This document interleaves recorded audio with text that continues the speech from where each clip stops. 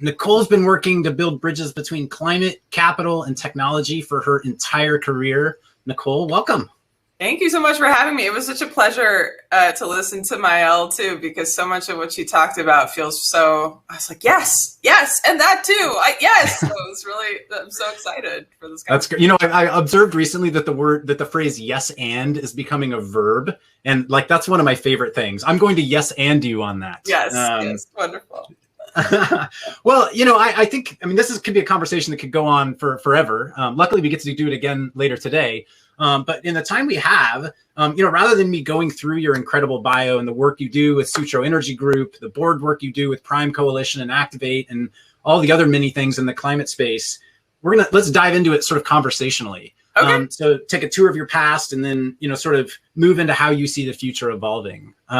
Sure. So I guess for starters, you've been in the climate and sustainability space for pretty much your whole career, including your original undergrad in Earth Systems. And, I guess, how did you decide that this is what you wanted to spend your life working on?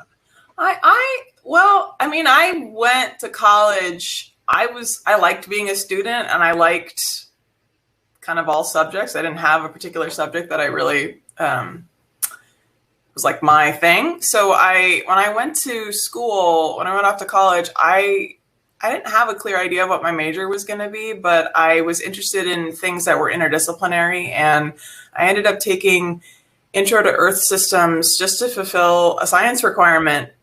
And I thought it was the coolest thing ever and wanted to take it 500 million more times, and figured I should major in it. And so just to be a little bit more specific about what it is, it was an interdisciplinary program in environmental science, policy, and economics. So really kind of let me sort of spread my wings as someone who likes to dip her toes in lots of different things. And then how I got on the climate piece is, I graduated college in 2006, which was, right, like at least here in America, sort of like the first sort of huge wave of mainstream consciousness about climate change.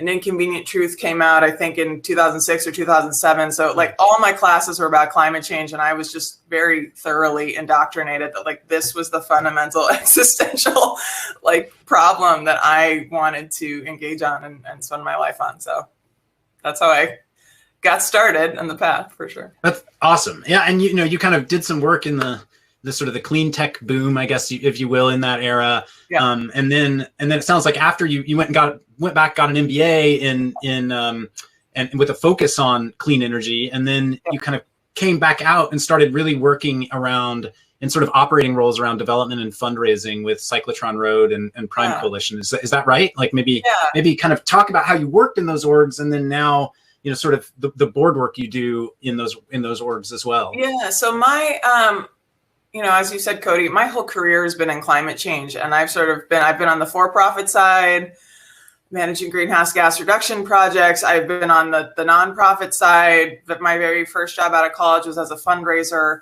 a philanthropic fundraiser for a forest conservation land trust that was working on forest carbon as well.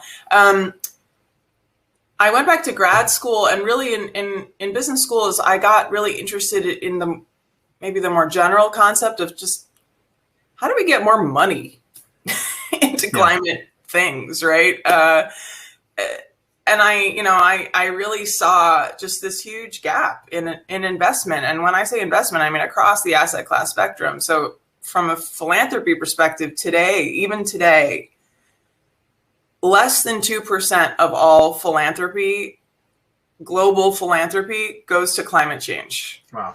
Which feels pretty, out of step with the sort of size of the problem. Yeah. And then on the investment side, I mean, there are, various different analyses, they come up with numbers anywhere between, $1 trillion to several $1 trillion of investment gap per year that as a global community, we need to step up and fill if we're going to go through the transition we need to make. So there's so much room for so many, so much more assets to come into this space and help move us along. And that's really true, I think, sort of throughout, you know, all the way from the philanthropic side of the spectrum down to the boring old, you know, bonds, right? That everyone Yep. thinks is kind of safe. There's a lot more money is needed and a lot more voices should be talking about it, I think. Well, and maybe take a minute to just introduce what you do at Sutro, because I think that probably hits on that and on the collaborations that you work on there. Yeah, so Sutro Energy Group is my consultancy. I founded it in 2014, and at Sutro I really focus on accelerating high impact early stage solutions to climate change. So partnering with investors, entrepreneurs, philanthropists to really figure out and articulate the role that each one of these groups can play. You know, and on the volunteer side of my ledger, I used to work at Prime Coalition. I'm now board chair at Prime Coalition, which is a charitable organization focused on helping philanthropists invest in market-based solutions to climate change. So I'm sure, Mael mentioned Natasha Cave. So Opus 12, her company, Prime Coalition, has invested money into Opus 12. Also serve on the board of Activate, which maybe some of your audience will recognize in its previous incarnation as Cyclotron Road, which is a 2-year fellowship for early stage innovators, really early stage innovators working on climate. And then I'm also on the board of the Energy Foundation, which is one of the largest climate philanthropies here in the U.S., mostly focused on policy. But, you know, this is a problem which has multiple facets. So I'm fortunate to be able to work on it from all those different ways. Yeah, and it sounds, you know, in particular, you know, the work with Prime and with Activate, those are about taking sort of, in both cases, I think, are about taking things that are moving resources into commercialization around climate, right? Yeah. Like Prime is moving philanthropic dollars into catalytic capital to actually make things happen, and Activate is about helping academics sort of commercialize their business and combining them with entrepreneurs. Am I correct in how I would describe both of those? Yeah, I think broadly, you know, this piece around commercialization is, I think, it's partly why I've focused my work on Sutro on it. I feel like it's one of these really underappreciated levers, and it's a place that many people, well, I think everyone's like, yeah, we got to deploy wind and solar. We get that. Great. And everyone understands, like, yeah, universities, they do basic research. Like, we need to do more research. Great.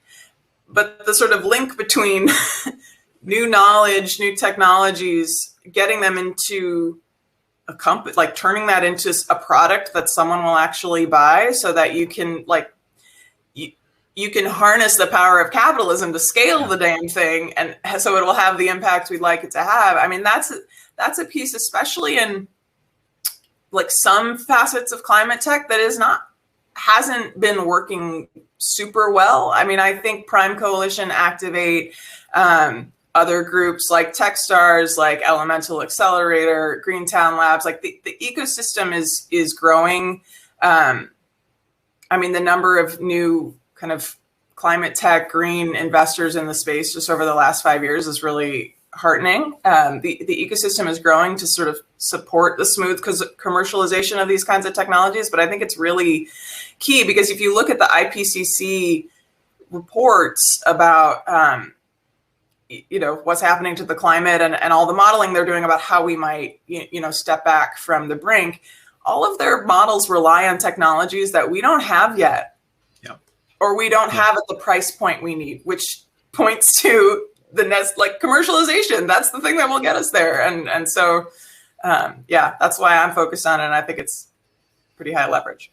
Yeah, well, you know, and you obviously you're in the Bay Area. You've been surrounded by some of the most cutting edge social media, mobile, AI, software, technology development companies. And sort of you work on this other cutting edge of clean energy and climate technologies. I'm curious, just your observations about what's different between the two worlds and what's similar, and are they converging? Are they coming closer together? Or are they still two very different worlds? That's an interesting question. I mean, I think, so I'll say what's similar is I think the level of passion people have for the things they're building, like I think that's that's a baseline across all entrepreneurs, right?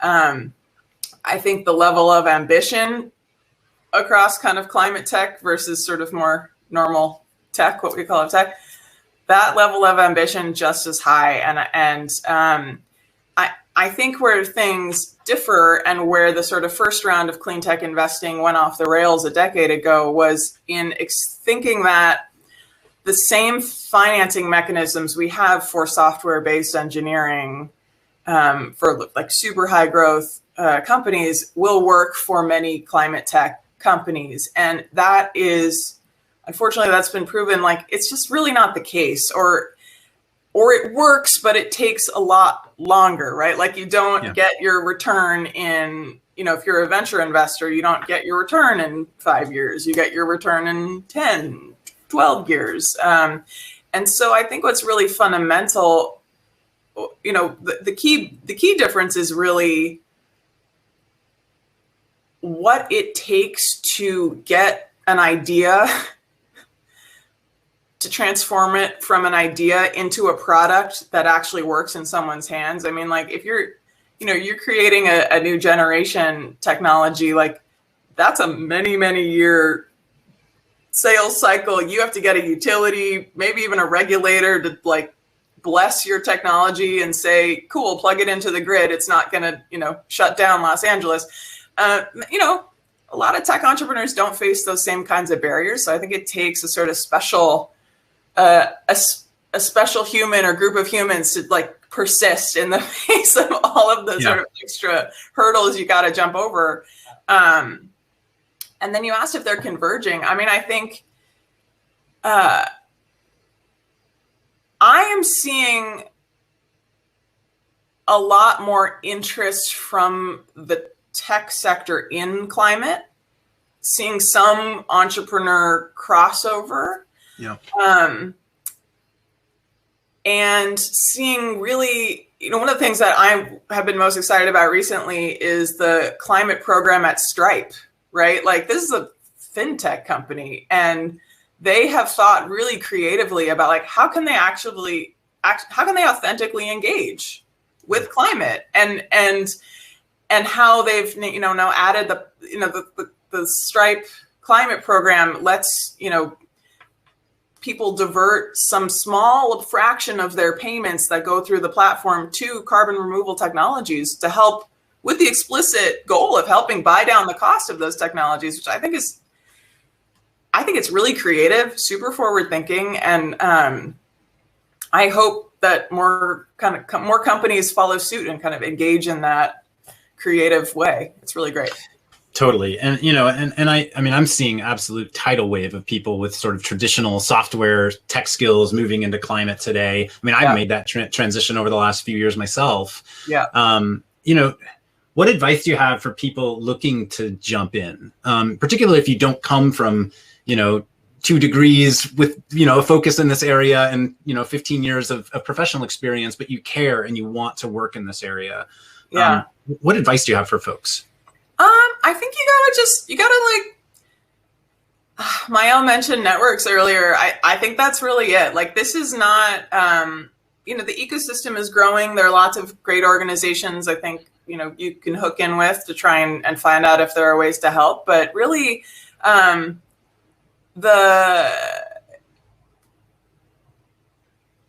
this isn't like a sort of unlike the tech ecosystem, which is like, what to do, who to talk to, like you go to the coffee shop and there are 8 engineers sitting there. And if you sort of yelled out, like, who would like to talk about, this, like someone would raise their hand.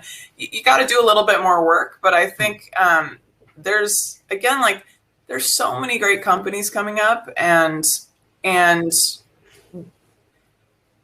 there's maybe not an opportunity right at the ground floor for someone without a technical background to be engaged, but like, all those companies need salespeople. They need business people. They need all of the infrastructure that a good company needs. And,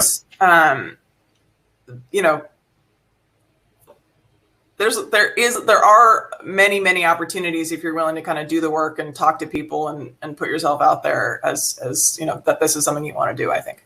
Awesome. Yeah. And we've got some sessions later today on, you know, community and how to lean in and engage in that regard. Yeah.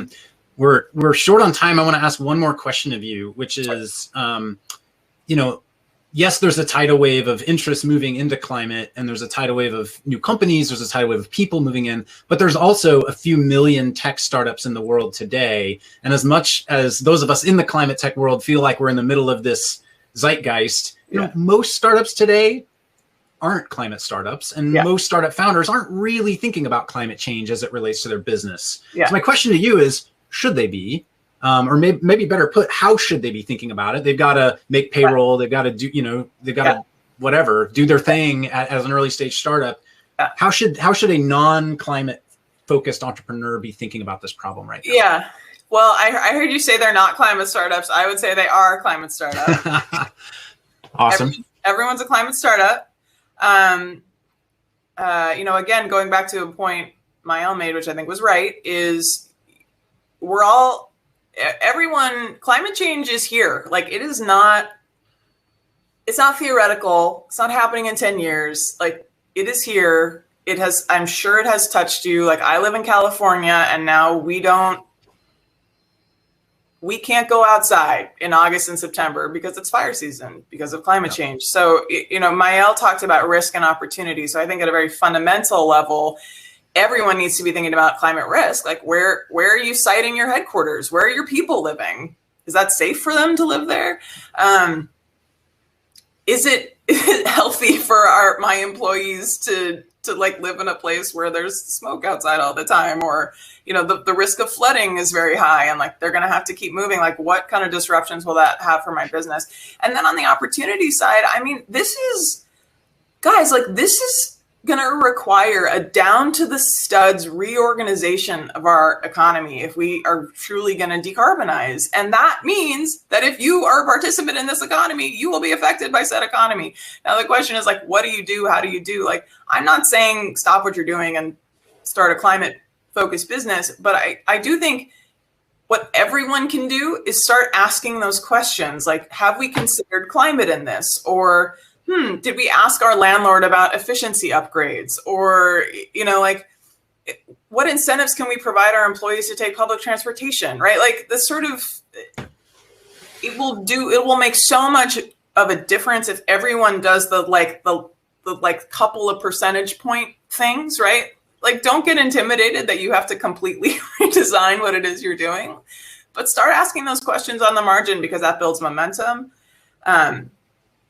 And that's, I mean, really what we need. We got to go as fast as we can. We need as many people involved as possible. So, Nicole, so awesome. I completely agree with you. And I feel like we're just getting going. I could keep going with you for another hour, I think. Luckily, we get to do it again later today. So again, for folks who loved hearing from Nicole as much as I did, we're going to continue our chat tonight at 5:10 p.m. Eastern in session 2. Thank you so much. And hopefully you get to hang out and hear more of everything that's going on here today. Yeah, thank you so much. Really, really a pleasure. All right. Thanks.